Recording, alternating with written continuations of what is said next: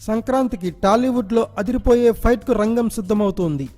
Tollywood అగ్రహీరోలు megastar Chiranjeevi, Yuvaratna Balakrishna ఇద్దరూ తమ career పరంగా ల్యాండ్ మార్క్ మూవీలతో బాక్సాఫీస్ దగ్గర పోటీ పడుతున్నారు. చిరు 150వ సినిమా ఖైదీ నంబర్ 150, బాలయ్య 100వ సినిమా గౌతమిపుత్ర శాతకర్ణి రెండు ఒక్కరోజు తేడాలో థియేటర్లలోకి రానున్నాయి. ఈ రెండు సినిమాలు ట్రైలర్లు, టీజర్లు, స్టిల్స్తో ఎప్పటికే సోషల్ మీడియాలో పోటీ పడుతున్నాయి. ఆయా హీరోల అభిమానులకు ఎలా ఉన్నా క్రిటిక్స్, ట్రేడ్ వర్గాల అంచనాల ప్రకారం శాతకర్ణిపైనే అందరూ ఎక్కువ ఆసక్తి కనబరుస్తున్నట్లు తెలుస్తోంది.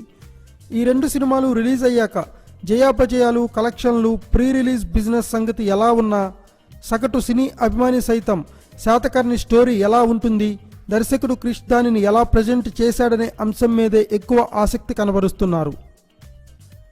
ఈ రెండు సినిమాల షూటింగ్లు స్టార్ట్ అయినప్పుడు మాత్రం అందరూ శాతకర్ణి కంటే ఖైదీకే ఓటేశారు.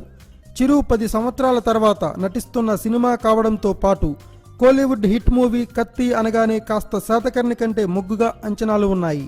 ప్రస్తుతం టీజర్లు, ట్రైలర్లు వచ్చాక సినిమా రిలీజ్ డేట్ దగ్గర పడుతున్న కొద్దీ చూస్తుంటే అంచనాలు తలకిందులయ్యాయి. అందరూ ఖైదీ కంటే శాతకర్ణి వైపే మొగ్గు చూపుతున్నారు. శాతకర్ణి ట్రైలర్ తర్వాత ఖైదీ క్లీన్ బౌల్డ్ అయ్యిందన్న చర్చలు కూడా ఇండస్ట్రీలోనూ, ట్రేడ్ వర్గాల్లోనూ వినిపిస్తున్నాయి.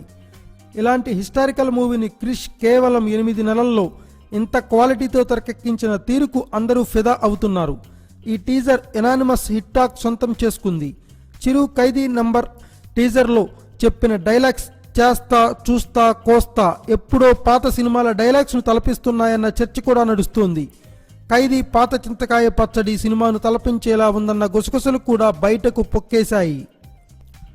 ఓవరాల్గా ఖైదీ బిజినెస్ 100 కోట్లు అని బయటకు టాక్ వస్తున్నా బయ్యర్లు భారీ రేట్లు చెల్లించేందుకు ముందుకు రాకపోవడంతో చాలా చోట్ల చెర్రీ సొంతంగా రిలీజ్ చేస్తున్నట్లు కూడా మ్యాటర్ లీక్ అయ్యింది. ఇటీవల ధృవ విషయంలో కూడా నిర్మాత అల్లు అరవింద్ చెప్పిన భారీ రేట్లకు కొనేందుకు బయ్యర్లు ముందుకు రాకపోవడంతో అరవింద్ చాలా ఏరియాల్లో ఓన్గా రిలీజ్ చేసిన సంగతి తెలిసిందే. ఇక శాతకర్ణి బిజినెస్ కూడా బాలయ్య సినిమా జర్నీ చరిత్రలోనే టాప్ రేట్లకు అమ్ముడైనా అది మరీ ఎక్కువగా కాకుండా రీజనబుల్గానే ఉండడంతో శాతకర్ణి అన్ని ఏరియాల్లోనూ బిజినెస్ కంప్లీట్ చేసేసింది. ఏదేమైనా టాలీవుడ్లో గత కొద్ది రోజులుగా పెనుమార్పు వచ్చిందనేది స్పష్టమవుతోంది. ప్రేక్షకులు హీరోల బిల్డప్లు, హీరోయిజం కన్నా కంటెంట్నే కింగ్ చేస్తున్నారు. మరి ఈ రెండు సినిమాల విషయంలో ఫైనల్ రిజల్ట్ ఎలా ఉంటుందో చూడాలి. Thanks for watching. Please subscribe our channel.